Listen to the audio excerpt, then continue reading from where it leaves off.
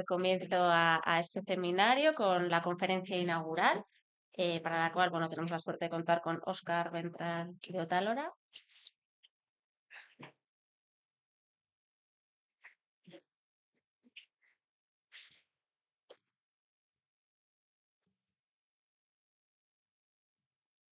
Bueno, Guitorre, bienvenido.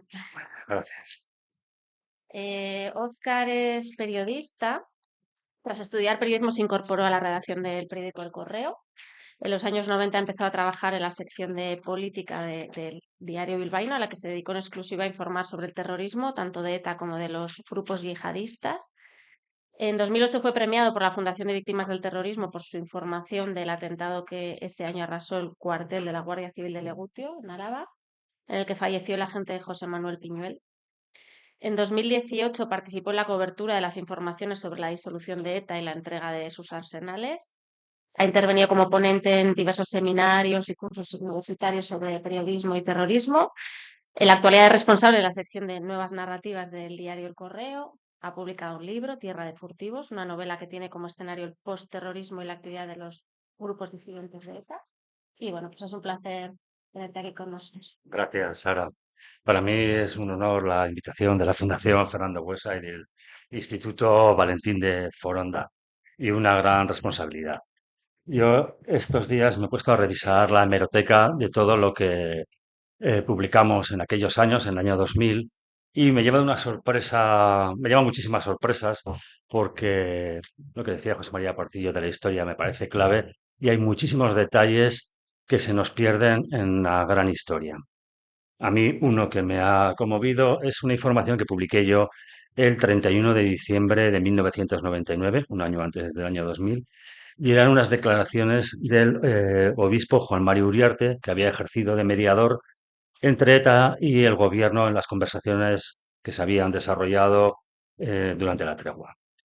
Eh, el obispo de lo que hablaba es que simplemente o por lo menos en lo que yo titulaba, hablaba del maximalismo de una de las partes y la falta de paciencia de otras, como fenómeno que había llevado al final de la tregua. Pero decía una frase que es, vista en perspectiva, es tremenda. No parece que en estos momentos ETA tenga ninguna disposición de paz ni de negociación. Lo que quiere es volver a generar muchísima muerte y sufrimiento. Visto perspectiva, yo tendría que haber titulado con esa declaración tan terrible del obispo, pero no lo hicimos, o sea, no lo hice. Nos equivocamos y tiramos por la versión política de lo que se estaba viviendo, discutiendo en aquellos días sobre quién era el responsable o no de la ruptura de la tregua, esas discusiones políticas sobre para qué había servido, que era Lizarra, etcétera, porque nadie veía venir el horror que se nos avecinaba. Para mí, el ambiente en el que empieza el año 2000 y estas declaraciones del obispo y el enfoque erróneo que creo que les damos, era un ambiente en el que nadie se creía que se pudiera volver a las armas. Eh, lo que estábamos todavía discutiendo es que era Lizarra, eh, se había servido, si podía seguir sirviendo, el discurso político iba en ese sentido. Y nadie quería creer que después de una tregua de 14 meses nos pudiéramos encontrar en algo tan malo o incluso peor de lo que habíamos visto antes de la tregua. Se juntaban varios factores para llegar a esa situación, ¿no? Eh, Uno de ellos era la dificultad que se produce en todo momento de ponerse en la mente de un terrorista. Yo creo que es el gran error que puede adoptar cualquier persona cuando intenta analizar este fenómeno. Es imposible entender su forma de pensar, porque nosotros no estamos metidos ni en ese ambiente ni en esos circuitos absolutamente cerrados. Eh, Había una gran esperanza en la sociedad, pero para ETA yo creo que la idea era utilizar esa esperanza dentro de la estrategia del miedo. Lo que significaba en sí mismo no les importaba nada. Además, se daba otra circunstancia. Ser el agorero de que de la vuelta de ETA, de las equivocaciones de Lizarra, estaba muy mal visto. El PNV, aunque no es exactamente esto, acuñó el término de Michelines para referirse a los simpatizantes o a los cargos políticos de su propio partido que no creían en el pacto de Lizarra y los denostó. en ese ambiente del nacionalismo, a los que no estaban siguiendo las consignas de Lizarra se les llamaba los unionistas, una forma también de colocarlos a la altura del proceso de paz de Irlanda, de los que habían estado más opuestos a lo que eran las negociaciones. Por eso se daba y además, una cosa clave es que las condiciones del pacto entre nacionalistas y ETA eran secretas, nadie las sabía. Y eso marcaba y por lo tanto se podía decir todo de ese pacto porque todavía no conocíamos en qué había consistido realmente. Eso nos creaba una situación que, vista en perspectiva, es totalmente enferma. Por ejemplo, todos los datos objetivos a lo que llevaban es a pensar que iba a volver la violencia. ETA roba durante la tregua 300 kilos de dinamita en Pleven. Y aún así, nadie de los firmantes del Pacto de Lizarra dice que eso está a punto de romperse y que va a volver la violencia. Pero había un silencio generalizado sobre todo ese tipo de circunstancias que se daban. Para mí hay una que también es muy significativa, que es detenido el que fuera jefe de ETA, Cantauri, mientras está en París comprando las armas que vende el IRA para deshacerse de sus arsenales, porque ellos han abandonado la violencia por los acuerdos de Stormont que se firman en 1998, le sobran un montón de armas y entonces se las venden a ETA para hacer caja. Y ETA, lógicamente, las compra. Eso a mí me parece muy significativo, porque Irlanda era la referencia que sobre todo el mundo nacionalista quería ofrecer de cómo se podía acabar con el terrorismo en Euskadi. Y lo que te había interpretado es que los acuerdos de paz eran una buena oportunidad para renovar sus arsenales.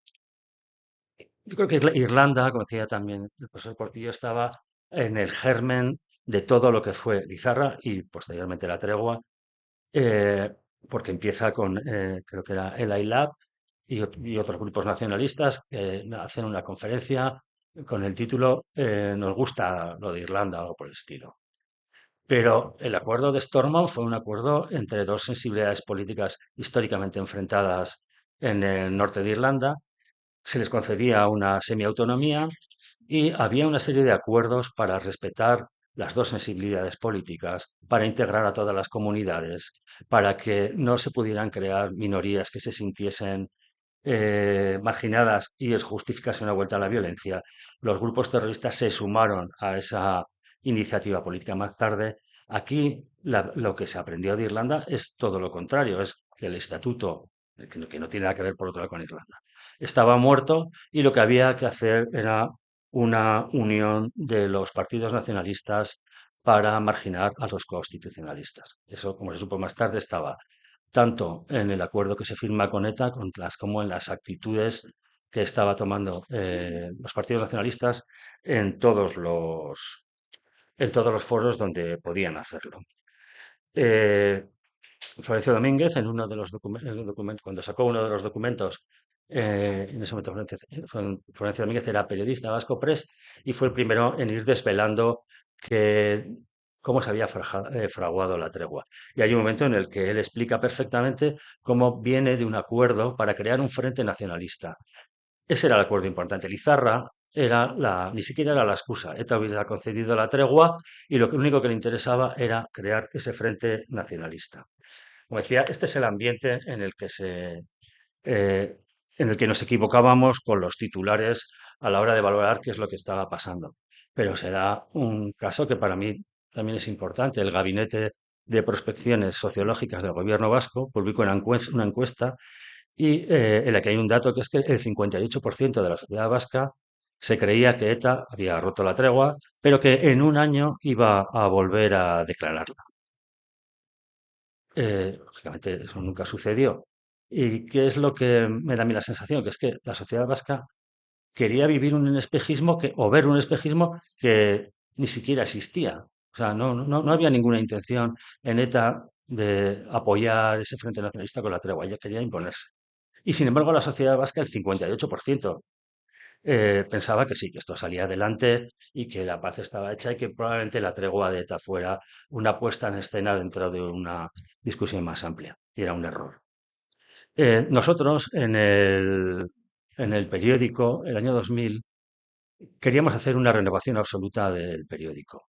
Era una apuesta de nuestro director en ese momento, Ángel Arnedo, se llamó el Correo 2000 y nuestra intención era dar una vuelta a toda nuestra forma de trabajar, a nuestro diseño, a nuestros enfoques de las noticias y crear un periodismo moderno y de vanguardia.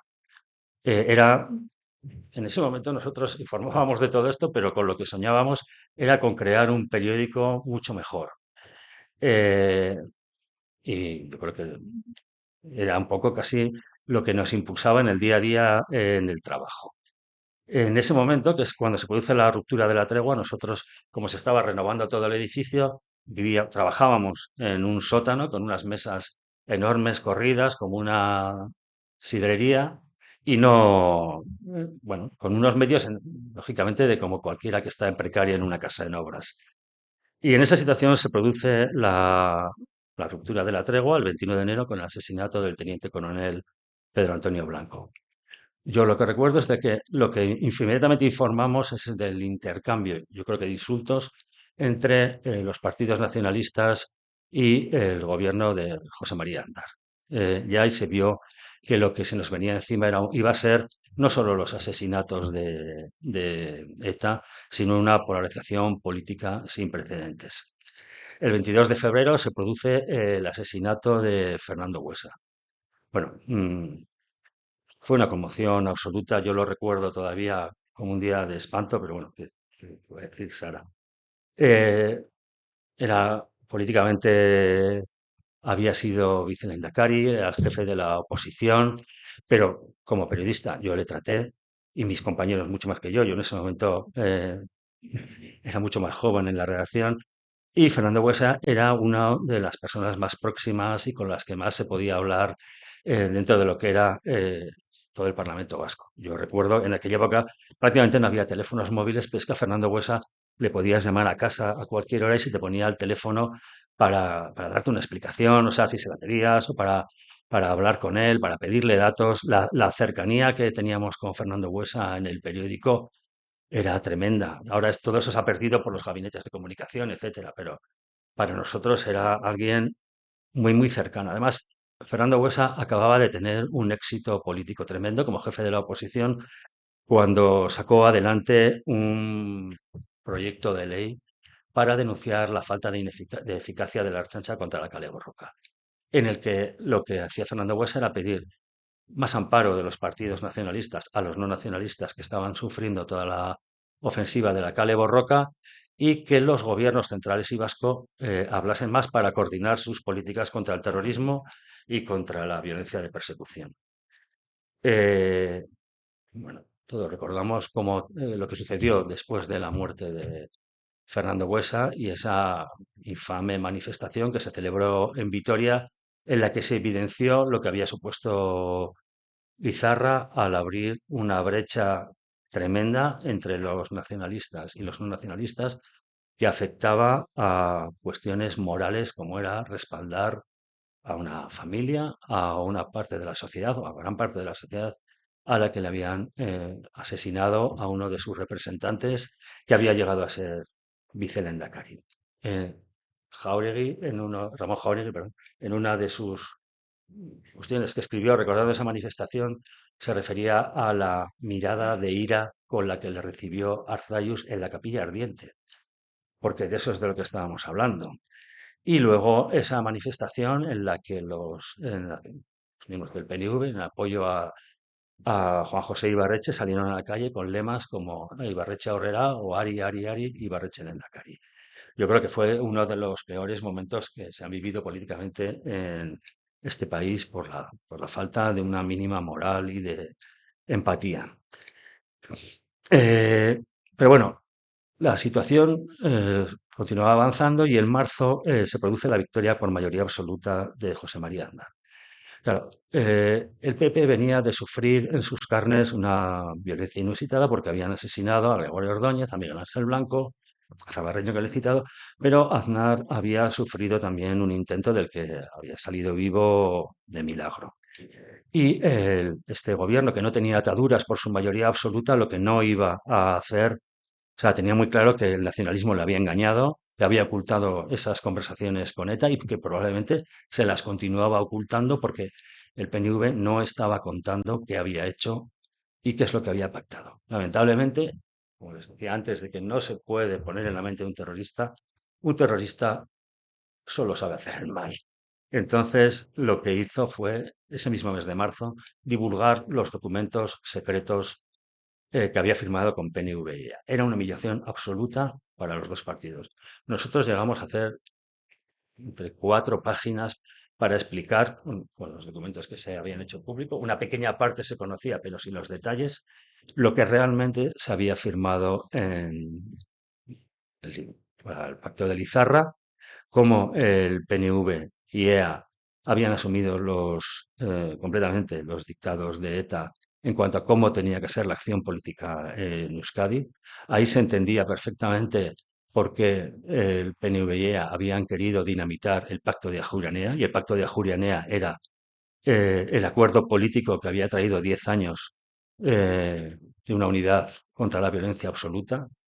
Allí se hablaba en el Pacto de Ajuria de constitucionalistas y violentos. Lo que se hizo después de que los nacionalistas dinamitaran ese acuerdo, fue asumir el lenguaje de nacionalistas y no nacionalistas, que era la, la evidencia semántica de lo que iba a ser la brecha social.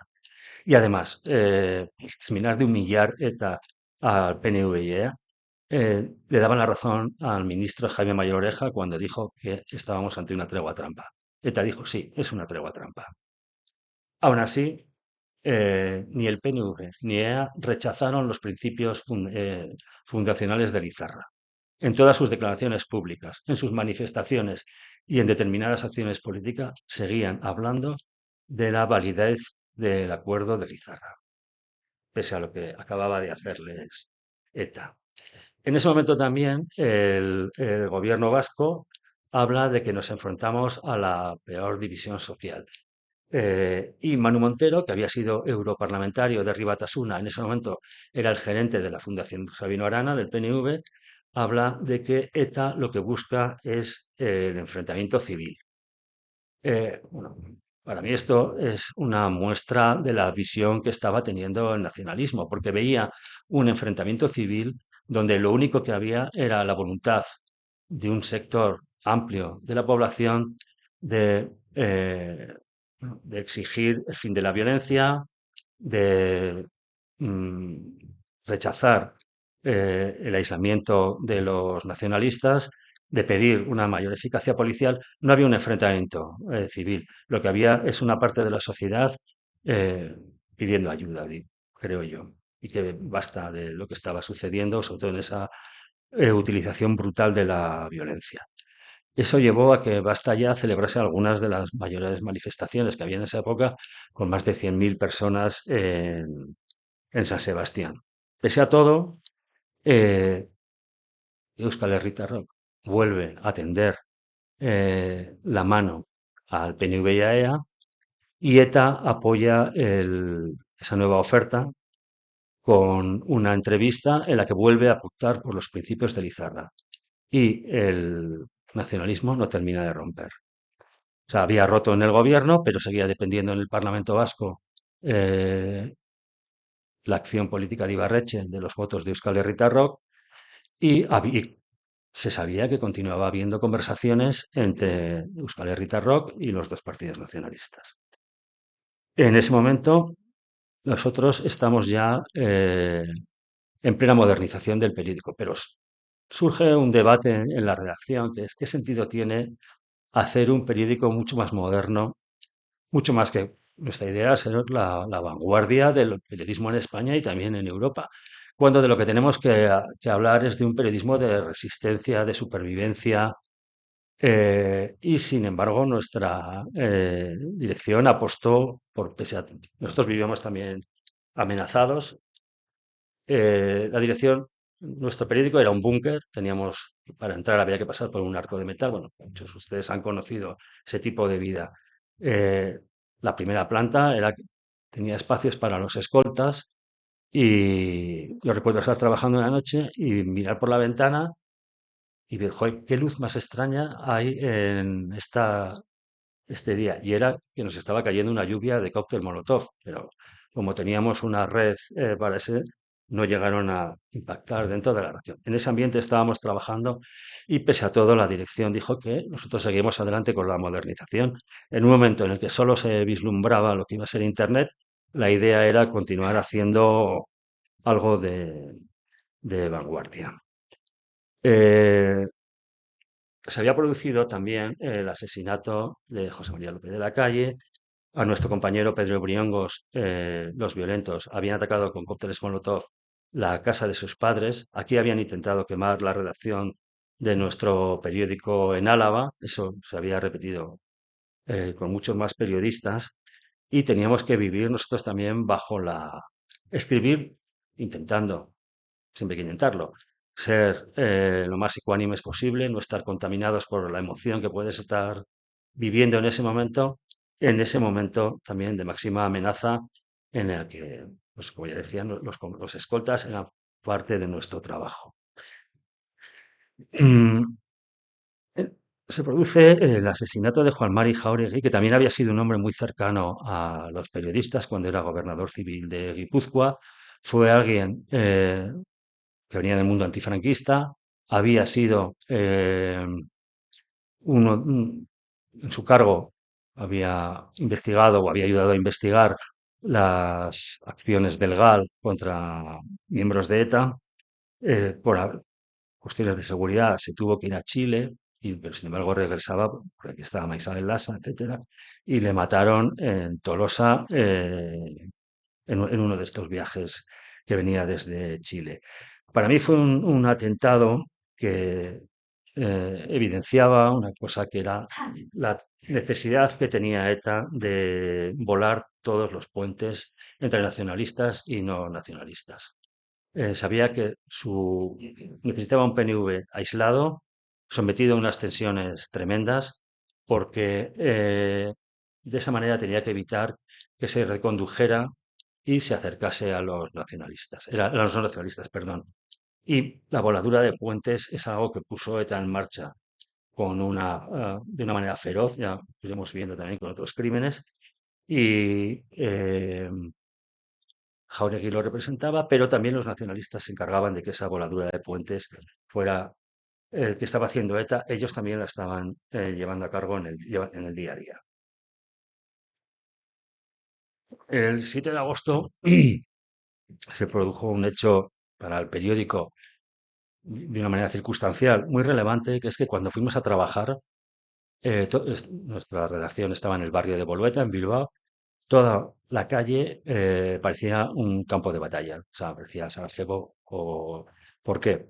Porque allí mismo había estallado un coche en el que viajaban cuatro terroristas, no era un atentado, estaban trasladando una cantidad de explosivo desde Durango a no se sabe dónde y les estalló la bomba mientras la trasladaban.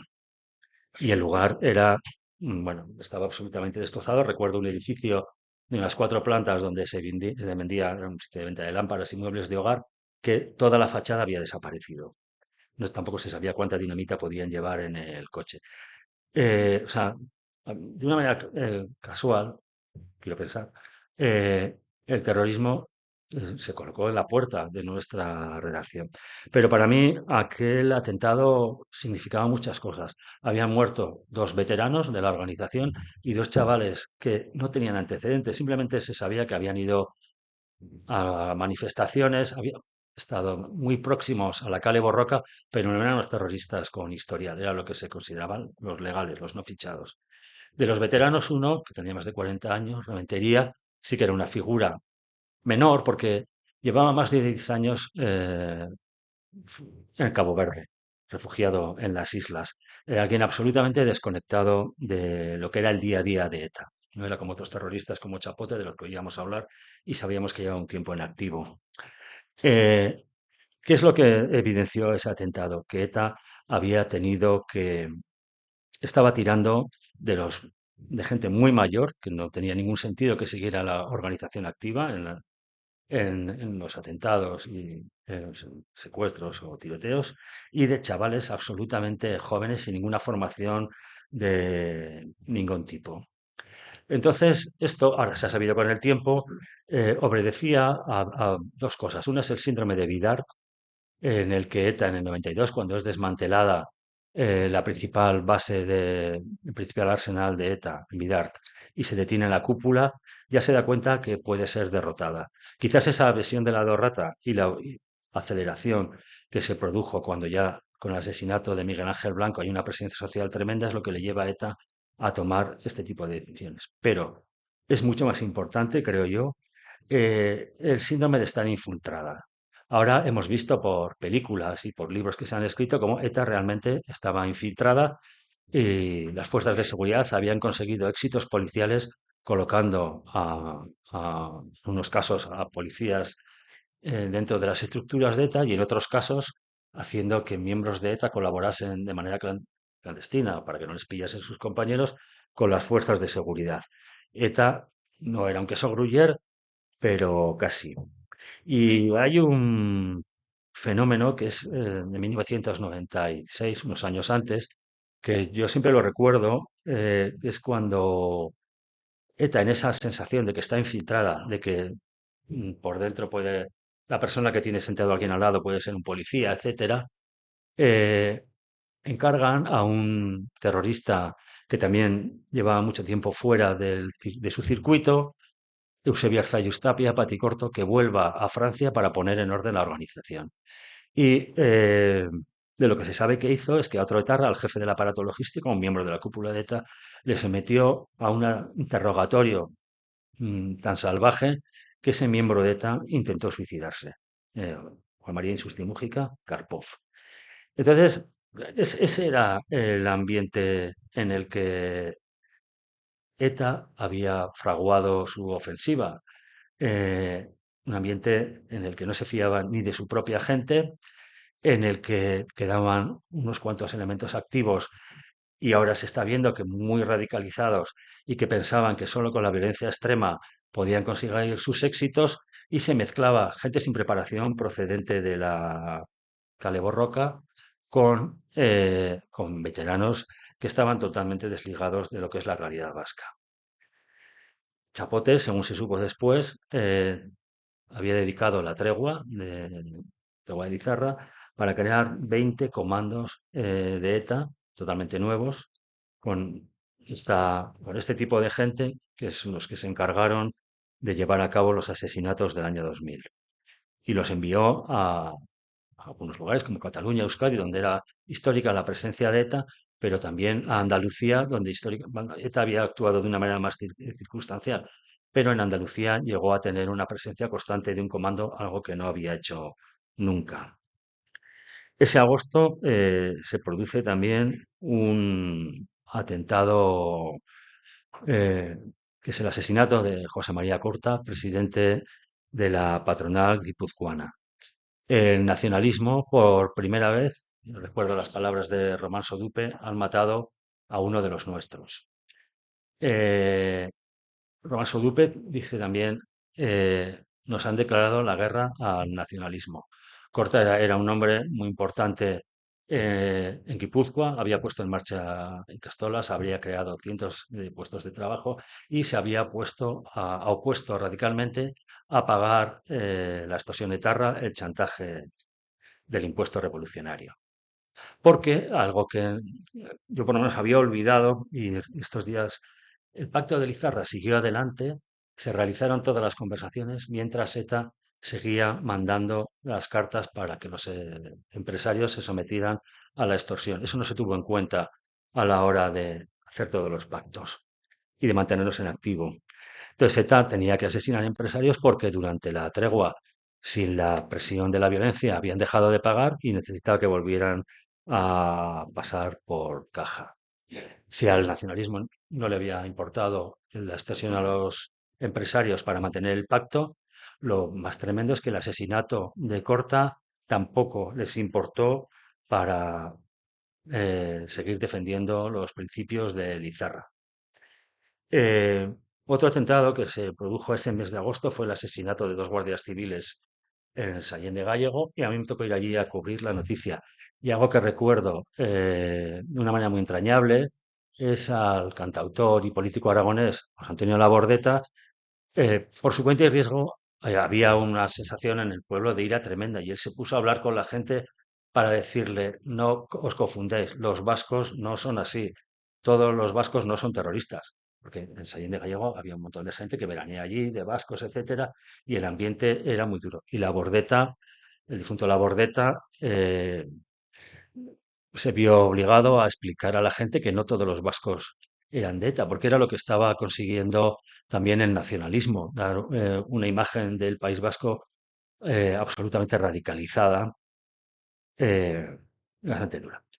Se produce también el intento de asesinato de Recalde, cuando le disparan en la boca, un miembro del Comando Donosti, de alguien que había sido consejero de justicia, antifranquista, un dirigente socialista histórico, y su mujer, Teresa Castells, que era uno de los símbolos de la resistencia en San Sebastián, con la librería Lagún permanentemente atacada por los violentos ahora, como antes lo había sido por los fascistas. Entre estos dos hechos hay un momento que es se desmantela a todo EKIN, que era el movimiento de acción social de la izquierda Abertzale, y se le acusa de ser el aparato político de ETA. Hay más de 30 detenciones en un solo día y se detiene también a Iñaki de Rentería, que era el jefe de ETA que había puesto, el que dirigía realmente la ofensiva terrorista de ese año, que desde 1992, con la caída de Vidal, se había obsesionado en recomponer a ETA y recuperar toda la fuerza perdida. Es detenido en el País Vasco francés. A mí hay una frase se la ha escuchado en privado, no sé si la decía en público, del, del ministro Rubalcaba, en la que él decía, con el terrorismo uno de los problemas es que el Estado, el gobierno, se ve obligado a parar todas las bolas. No puede permitir ni un solo éxito de los terroristas. Eh, Sin embargo, al terrorismo le basta con que pase una bola para haber vencido. En ese momento lo que el gobierno estaba intentando era parar todas las bolas, pero era imposible. ETA estaba teniendo más éxitos de los que debía. En ese ambiente, tras el intento de asesinato de Recalde, etcétera, Ibarretxe, en octubre, 10 meses después de la ruptura de la tregua, convoca la primera manifestación contra el terrorismo, 10 meses después. Eh, Había bastante tensión porque, lógicamente, los no nacionalistas ni se sentían convocados y el nacionalismo estaba teniendo muy poca sensibilidad con los no nacionalistas. En esa manifestación el PP se niega a asistir y los socialistas, sin embargo, dicen que van a estar. Van y al día siguiente, en el diario Gara, Eguíbar concede una entrevista, es la apertura, en la que dice que Lizarra sigue vigente, que todos los principios el PNV los va a mantener, que sigue en esa vía de aproximación a los contactos con ETA, que mantiene contactos con Euskal Herritarrok, es decir, no los estaban aislando. A mí me pareció un jarro de agua fría terrible para todos los que habían creído en la capacidad de esa manifestación del gobierno vasco de crear un nuevo ambiente. Eguíbar la desmontó. Y lo que se produce ya en noviembre es el intento de asesinato de una compañera periodista que es Aurora Inchausti y su marido Juan Palomo, presentador de Antena 3. Aurora Inchausti era del País. ETA le coloca, y bueno, Aurora Inchausti, yo, aquí hay gente que lo conoce más que yo incluso, pero yo tenía muy buena relación con ella cada vez que iba a San Sebastián porque era muy buena gente. Entonces le colocan una bomba en una terraza, en una maceta en la puerta de casa. Ella sale de casa con el niño en brazos y se produjo el milagro de que solo estalló el detonador porque la dinamita hubiera volado toda la planta del edificio. Ese mismo día, el consejero de Interior del Gobierno vasco, Balza, se reúne con los sindicatos de la Ertzaintza unas horas antes de la explosión para sacar un comunicado en contra del trabajo de los medios de comunicación y decir que estábamos manipulando la imagen de la Ertzaintza. Yo creo que el nacionalismo estaba en ese momento utilizando un lenguaje muy similar al de los terroristas para decir que los medios de comunicación estábamos manipulando, que éramos una parte de los instrumentos de guerra, que era la expresión que había utilizado Otegi para justificar el asesinato de López de la Calle, y aquel comunicado lo firman el sindicato ELA, el sindicato ERNE, y solo Comisiones se niega a hacerlo porque dice que es colocar a los medios de comunicación en la diana, como efectivamente era. No era una cosa utópica. Unas horas después de que ese documento contra los medios de comunicación del gobierno vasco se hubiera hecho público, se produjo el milagro de que a Aurora Inchasti no le explotara la bomba que le había preparado ETA. Nosotros en ese momento trabajábamos de una manera que, vista en perspectiva ahora, es casi esquizofrénica, porque teníamos que ir a ruedas de prensa de la izquierda Berchale, en la que el lenguaje era de amparo de la violencia, de Otegi y de toda la gente que en ese momento estaba activa. Se producían también algo que para mí era tremendo. Nosotros cubríamos las manifestaciones de la izquierda Berchale y entonces ibas allí a escuchar toda aquella farfolla de la izquierda Berchale, pero para mí siempre me llamó mucho la atención y me conmovía cuando pasaba grupos de jóvenes gritando ETA, mátalos. Eh, y muchas veces decía, pero si lo que están diciendo es que nos maten aquí, que estamos trabajando para contar lo que está diciendo su líder.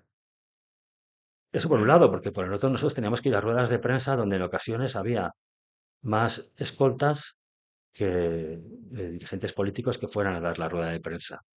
O sea, para ir a una rueda de prensa igual tenías que pasar dos controles policiales. Eso era una locura y en esa situación el nacionalismo estaba totalmente de acuerdo, no tuvo ni un solo gesto de apoyo a los medios de comunicación eh, en esa situación de persecución, que por otro lado, estoy hablando, se habían producido ya asesinatos y se seguían produciendo. Eh, Se produce también un atentado tremendo. Yo me acuerdo que estaba trabajando ese día. La primera noticia es que ha estallado un coche en Barcelona. Entonces, bueno, era en un lugar muy aislado, no era, no sé cómo decirte, en un edificio gubernamental, no era nada. Y era el coche en el que habían huido los terroristas que habían intentado, bueno, que habían matado a Ernest Lluch. Aquel atentado fue la evidencia de que ETA no iba a permitir que el nacionalismo, iba a volar todos los puentes para que el nacionalismo no pudiera salir de Lizarra y seguir completamente atrapado en ese acuerdo y esa visión de la política. Mariano Endía escribió una lectura de lo que supuso el asesinato de Ernest Lluch, que a mí, estos días buscándola, me parece que es muy definitoria.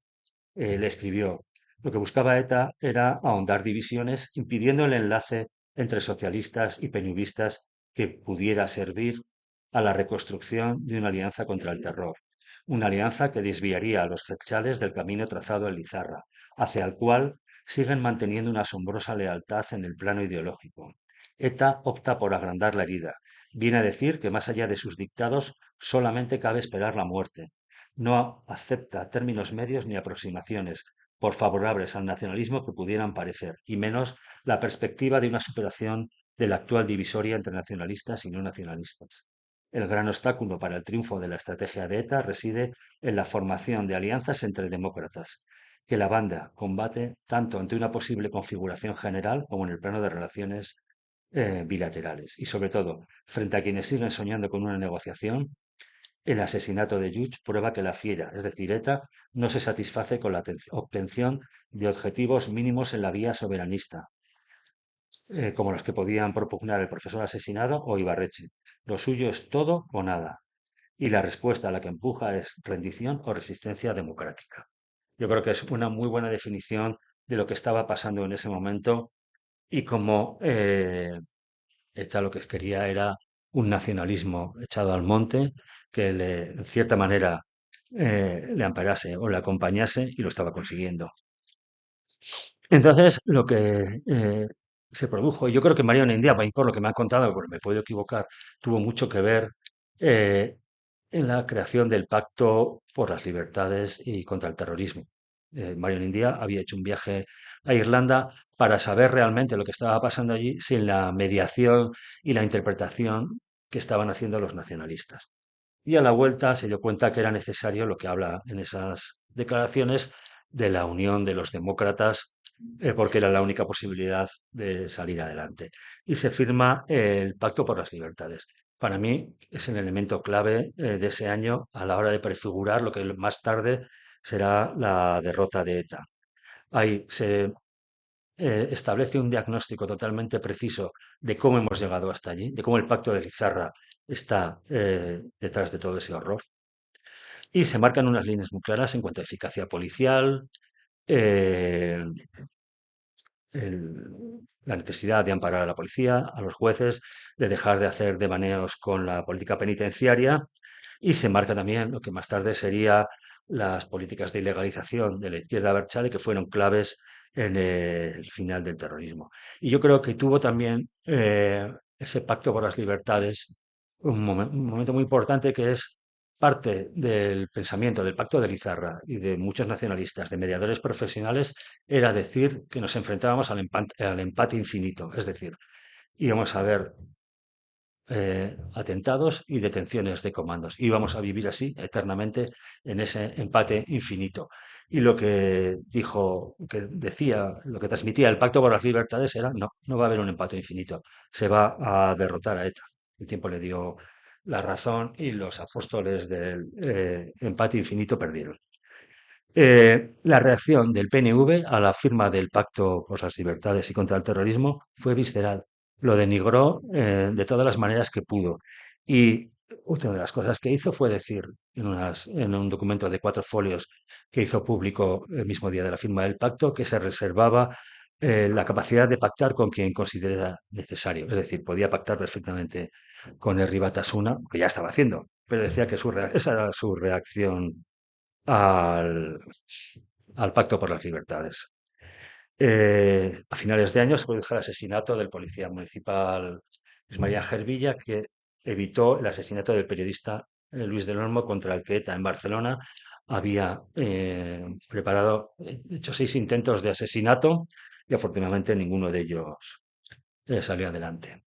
En nuestro periódico, nuestro director, Ángel Arnedo, realmente muy preocupado por lo que estaba pasando por la situación general de Euskadi, pero también por el grado de amenaza y de presión en el que vivíamos los periodistas, se empeñó en organizar en Bilbao el Congreso Mundial de los Editores de Periódicos, la UAM, que es una de las principales asociaciones de prensa, de editores de periódicos, y consiguió que ese congreso fuese a Bilbao, se celebrase en Bilbao, para que se viera internacionalmente, porque iban desde el New York Times al Washington Post, a los editores de periódicos asiáticos de todo el mundo, lo que estaba pasando en Euskadi y en qué condiciones estábamos trabajando para defender la libertad de expresión. Yo creo que fue un éxito de nuestro director, fue muy importante a la hora de mostrar internacionalmente lo que estaba pasando en el País Vasco y allí estuvo Aurora Inchausti y también José Javier Uranga, director del Diario de Navarra, que en 1980 había sobrevivido a un atentado en el que una miembro de ETA le dio 25 tiros. En el 2001, afortunadamente, fue detenido Chapote, el líder de ETA que había puesto en marcha toda esta ofensiva, y lo que se vio es que la ofensiva de ETA ya estaba decayendo. En el 2000, el número de etarras detenidos desde el 75, creo que es en el 96, en el que hay una cifra parecida, con 82 terroristas detenidos. Si ETA quería vaciar las cárceles, las había llenado de sus miembros. Y el PNV sigue el Izarra y como ya se ve que eso no va a salir adelante, se inventa el Plan Ibarretxe, que es la versión institucional del Pacto de Lizarra. Todo eso se terminaría, bueno, tardaría todavía el PNV en corregir el rumbo. En 2004 se marcha Arzayus y viene Yosuyo Nimaz. Yosuyo Nimaz en nuestro periódico escribió también un artículo que para mí fue, me sigue dando bastante que pensar, en el que en ningún momento hablaba de Euskadi ni hacían una sola referencia al País Vasco. Lo que hacía Yosuyo Nimaz es decir, uno de los grandes problemas de violencia en Estados Unidos fue el Ku Klux Klan. El Ku Klux Klan, estos encapuchados racistas, asesinos, quemadores, incendiarios de iglesias, surgían todos de la base del Partido Demócrata norteamericano.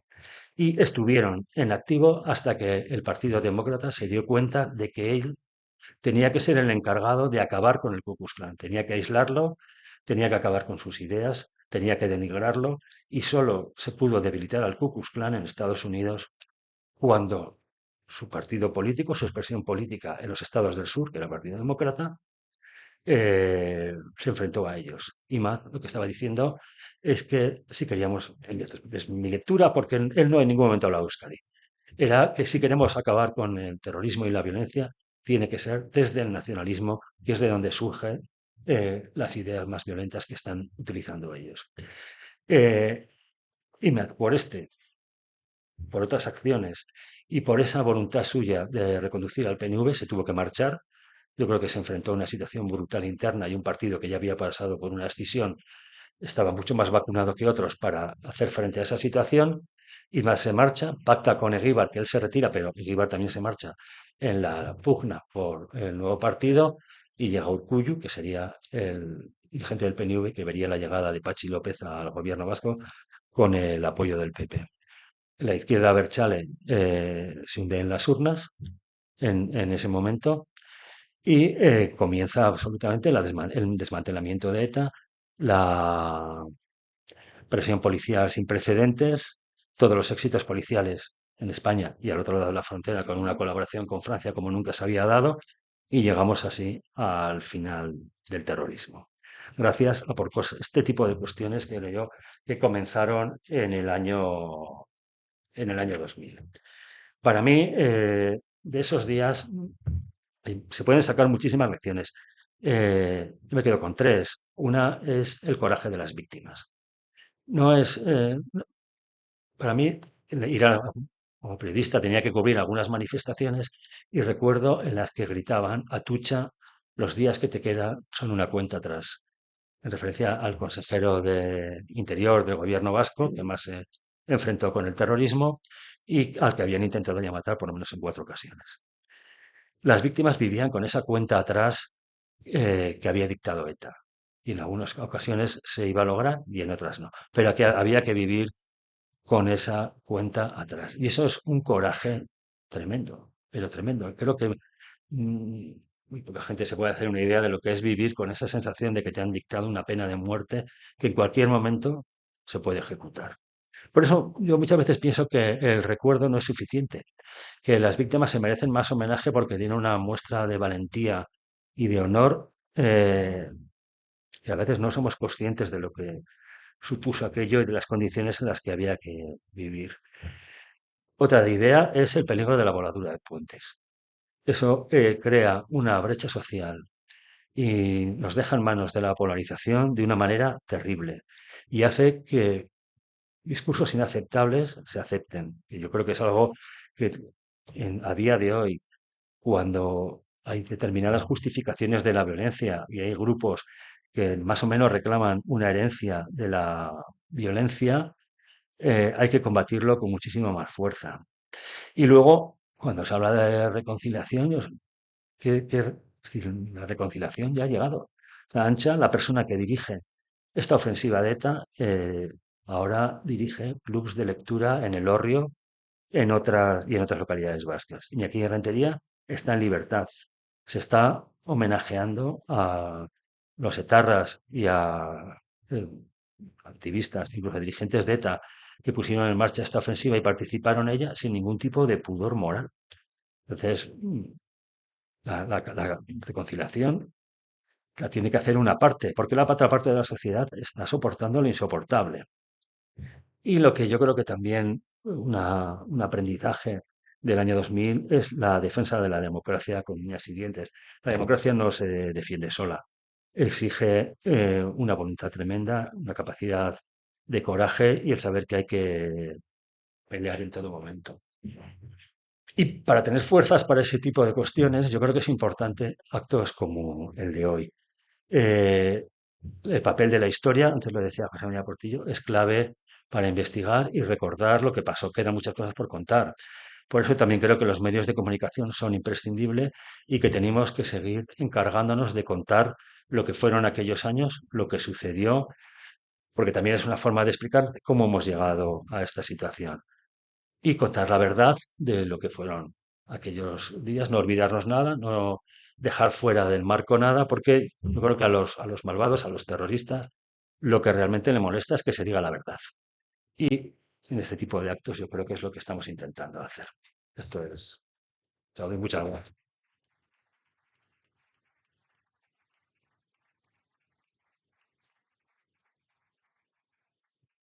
Bueno, muchísimas gracias, Oscar, por este repaso detallado, secuenciado, ¿no? Que nos has ido haciendo del todo lo que supuso ese año 2000 con ese análisis de hitos, ¿no? Relevantes, de significados y esa visión también, ¿no? Desde la perspectiva de cómo llegamos a vivir todo aquello, como se llegó hasta ese punto, la situación esquizofrénica que se podía vivir, la fractura social tan grande, ¿no? Y el nivel político, toda esa voladura de puentes, ¿no? Que pudo haber y que yo creo que desde el momento presente ese análisis es necesario para lo que estabas comentando, ¿no? De saber dónde no queremos volver a estar, Claro, ¿no? Y cómo debemos defender con ese coraje cívico ciudadano, ¿no?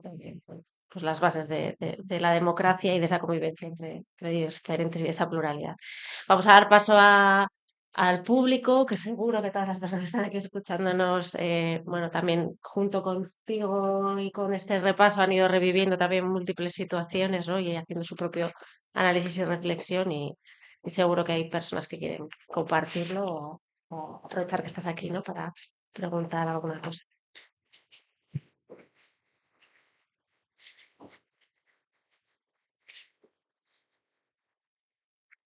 Sí. Uno, buenos días, gracias por la intervención. Eh, so- Sobrecoge el recuerdo. totalmente. Me ha dejado sobrecogida el recordar el espanto de aquellos años. Bueno, yo la cuestión que quería plantear, mm, le exigimos a la izquierda Berchale que haga el recorrido ético, que hay que seguir haciéndolo, es evidente, ahí no se puede renunciar, pero en cambio he hecho en falta, también he hecho en falta que no se le exija al PNV el- una especie de autocrítica, o él no lo ha hecho desde luego, al menos yo no lo he oído nunca, el hacer una revisión de su propia historia, de lo que supuso para todos los demás el pacto de Lizarra, el plan Ibarreche, la ignominia de la manifestación de febrero del 2000 y no apoyar el pacto por las libertades. Eso pasa en la historia del PNV y si no lo decimos aquí, pues eso nadie lo dice. Yo solo quería. Sí, sí. De la izquierda Berchale no espero nada. Ya se morirán los que están, o no sé. Yo no espero nada de ese mundo. Pero bueno, de un partido institucional que ha vuelto a la institucionalidad, que no se va a marchar de ahí, aquello que hizo fue una locura. No, Yo le quiero pasar cuentas. no, eso. Yo por eso quería mencionar ese artículo de Yosuyo Nimaz en el que plantea que es el PNV eh, el que tiene que acabar con el nacionalismo violento, pero lo hace con una metáfora, no lo dice. Y él era el presidente de Euskadi Buru Batzar. O sea, no, claro. Entonces, ¿qué es lo que...? Él no lo pone blanco sobre negro. Utiliza una comparación. Claro, Yosuyo Nimaz en ese momento estaba sometido a unas tensiones porque Joseba Eguíbar, que era realmente el hombre que encarnaba el pacto de Lizarra, estaba intentando desalojarle como presidente del Euskadi Buru Batzar. Y las tensiones en ese momento de lo que se hablaba es que si continuaba esa tensión entre lo que representaba Josu Jon Imaz y el PNV vizcaíno y Joseba Eguíbar, eso podía hacer que al PNV quizás regresar al escenario de extinción que ya lo habían vivido en el pasado, ¿no? Y el PNV no ha querido nunca, cuando tenía la oportunidad de haberlo hecho, no quiso por sus propias tensiones internas, acuñó la frase de los Michelines y no, yo no recuerdo ninguna voz, pero ni siquiera en sus comentaristas en medios de comunicación y tal, que hayan vuelto a hablar de lo que fue Lizarra, ¿no? Nadie. Hay un libro de, a mí, no estoy muy seguro, pero Juan Mario Lloras, diputado general de Álava, escribe un libro que marca la línea de lo que va a ser Lizarra, en la que con esta teoría del empate infinito, etcétera, habla de que la única posibilidad de esto es negociar con los terroristas y alcanzar acuerdos con ellos. Ese libro prefigura lo que va a ser todo ello. Y allí, yo lo he buscado en el libro y no lo he encontrado, pero se lo he escuchado a Juan Mario Llora o lo llegó a decir en una entrevista. Él cita un proverbio checheno que dice, quien tiene miedo a las consecuencias no toma decisiones. Eso es lo que hizo el PNV. Le importaron un bledo las consecuencias. Las consecuencias no le importaban nada. Ellos tenían una idea, alcanzar la autodeterminación por el Frente Nacionalista, incluida ETA, y claro, asumir que tú has tomado esa decisión con sin que te importen las consecuencias, después de un año como el año 2000, es tremendo. Ahí hace falta mucha valentía para que un partido revise de esa manera su historia.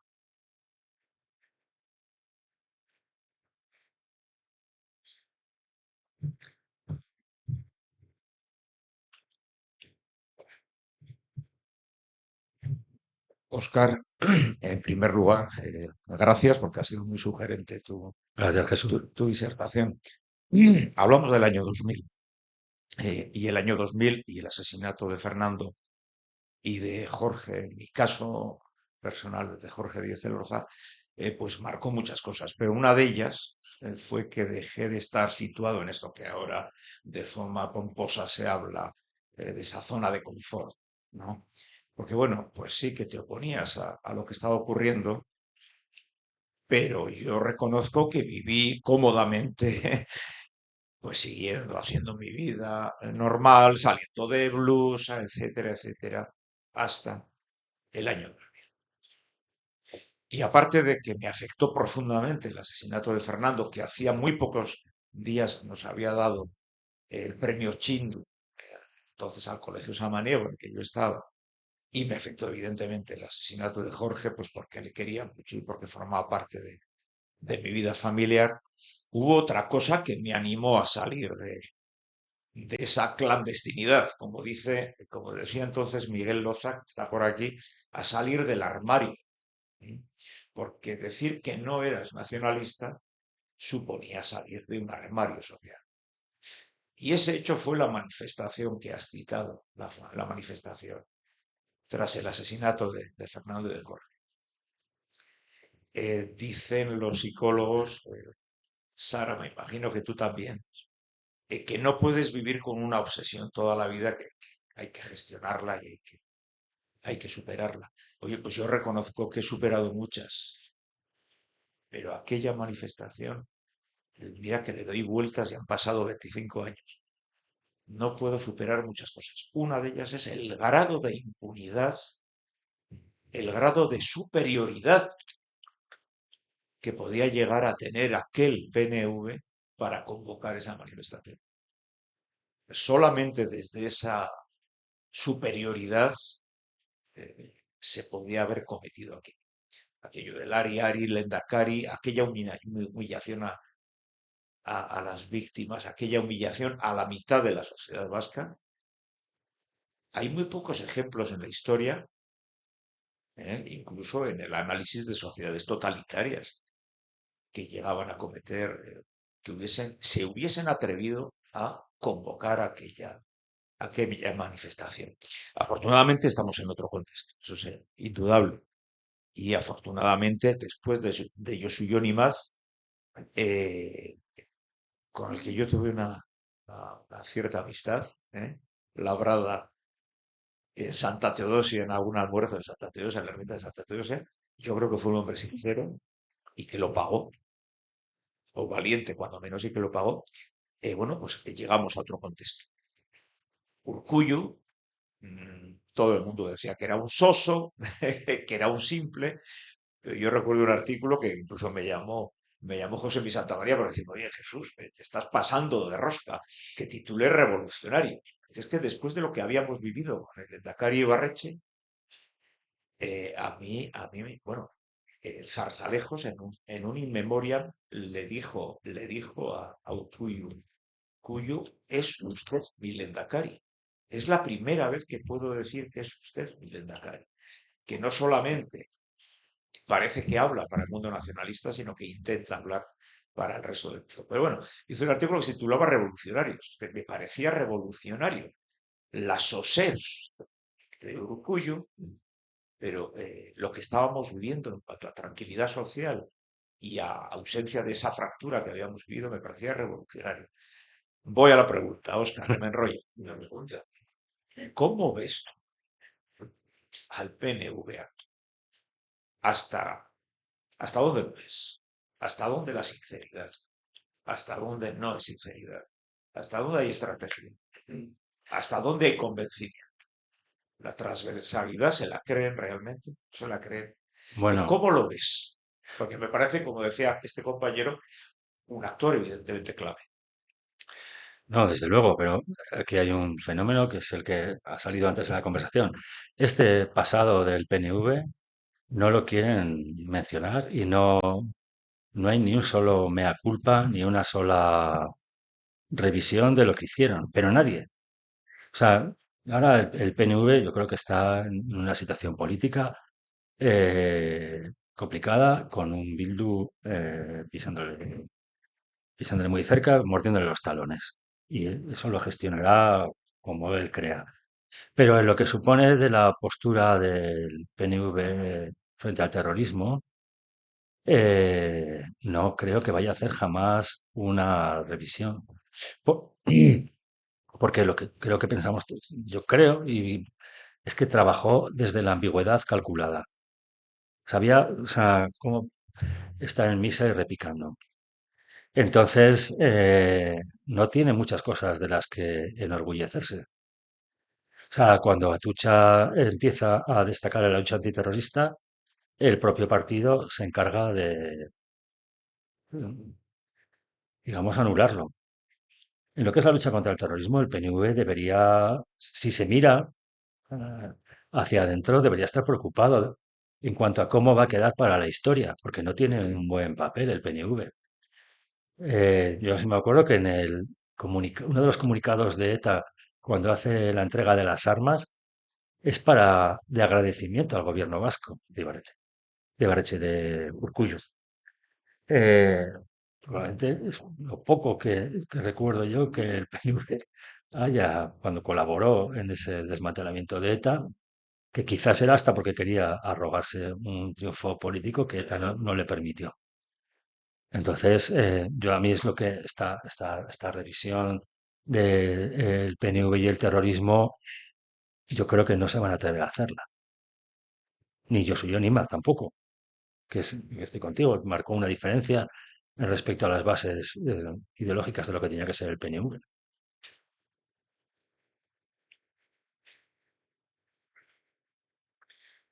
Tenemos tiempo para una última pregunta. Si alguien- ¿Qué?